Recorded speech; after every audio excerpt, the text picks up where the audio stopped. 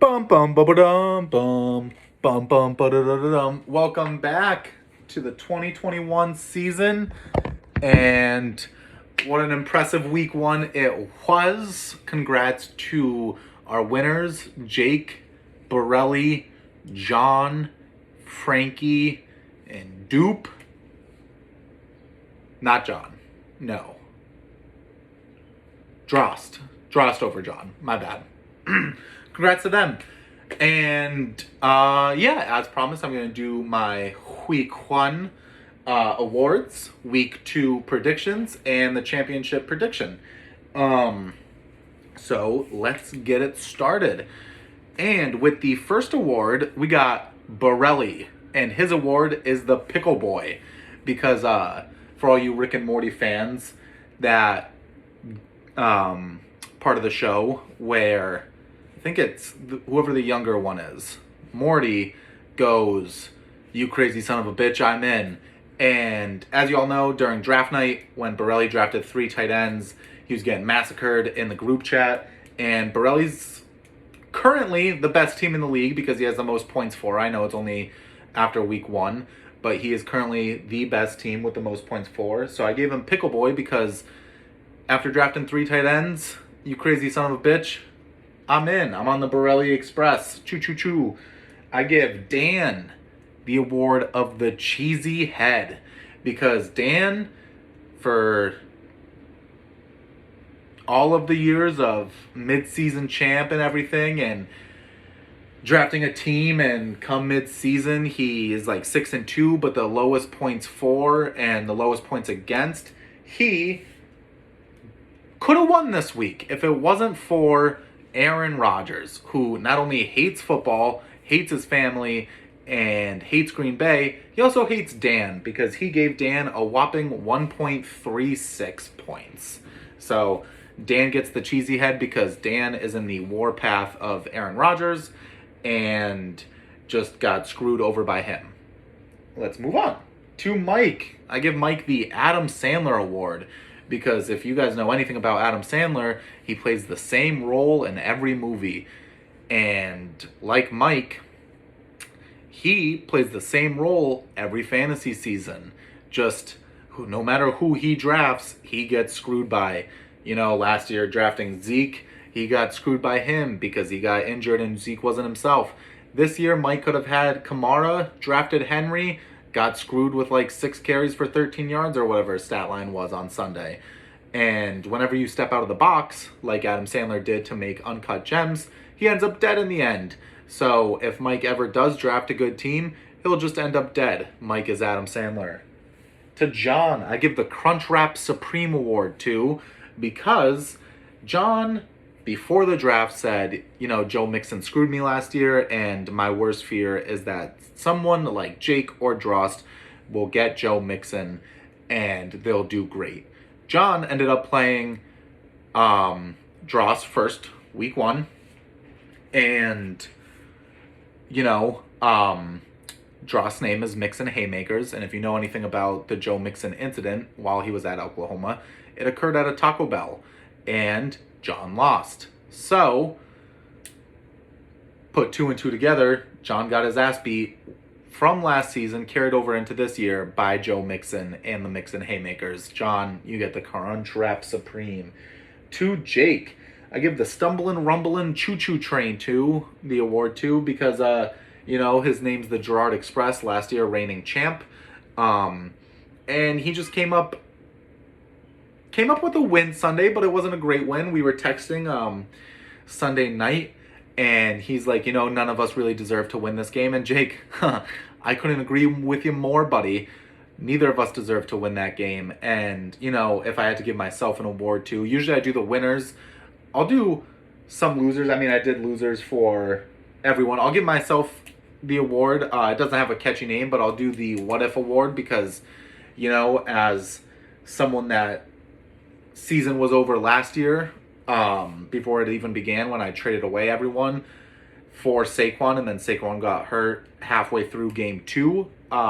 My biggest question last year was what if, and this year it's just looking at my bench, and it was just me saying, what if I started Sterling Shepard? What if Brandon Ayuk could do something. But, move on. We're on to week 2. Which brings me to my next point, which is going through the games and guessing the lines. So, I have Dan versus myself. Dan by 6. If Dan gets another quarterback, I project him to win. Just because my team's abysmal and it's always going to be abysmal. And I give Dan the victory this game. This is a get right game for Dan, 1-1, and I will fall to 0-2. Borelli versus Frankie. Borelli by 9. That 3 tight end set is really working out for him. I give Borelli a loss this week. I think Frankie has the best team in the league. Borelli will lose by 6. Jones versus John. I have Jones. The line was 0.1. I'm gonna give Jones that win. I don't know if it's gonna be by 0.1. I would say he's probably gonna win by 5. Mainly just because this is Jones's get right game. I have Jake versus Mike, the duel of the enemies. And I have the line as Jake by 2. I have that choo-choo train just bussing through the barriers that is Mike Clark and the damage that Mike does to himself.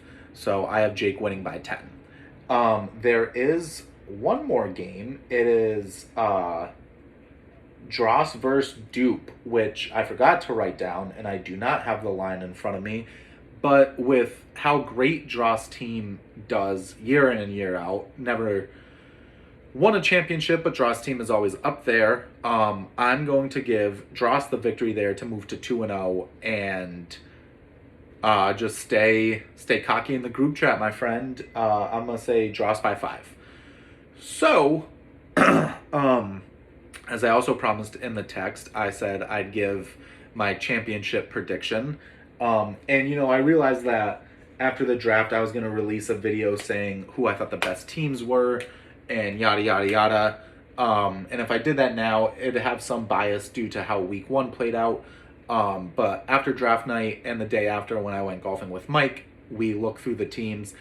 I personally believe Frankie has the best team in the league. It's the safest. It's it's a great team. So I think Frankie has the best team. After draft night, I definitely was like, I hate Borelli's team because I hated his strategy. But after his performance week 1, I'm not going to do the best teams right now. I'm going to wait till mid-season to give my mid-season awards to. But my prediction for the championship is it's going to a player who's won before. So that can only be Frankie, Jake, or Dupe. And it's not going to be a repeat. So it's Jake, you're out of the question. And I don't think it's going to be Dupe. The winner of this year's fantasy football season, in my eyes, is going to be Frankie. Frankie has the best team. It's a great team. And, I could be a little overreactionary right now because of how Russell Wilson usually plays in September. Like, he's the Mr. September MVP and everything. But I don't think I am. I think Frankie just drafted the best team he's ever drafted. And I think he's going to beat a player that's never made it to the championship. So I'm out of the question. Dross, Dupe, they're out of the question. Jake's out of the question. I think Frankie is going to beat Nicholas Borelli in the championship. I know you guys I know I'm going to get shat on for this in the group chat, but just looking at how Nick's team played week 1 and how bonkers the draft strategy was, I still think Nick somehow is going to make it. I mean, he has Mahomes, and Mahomes is the best quarterback in the league. And also Darren Waller. I was playing Waller in one league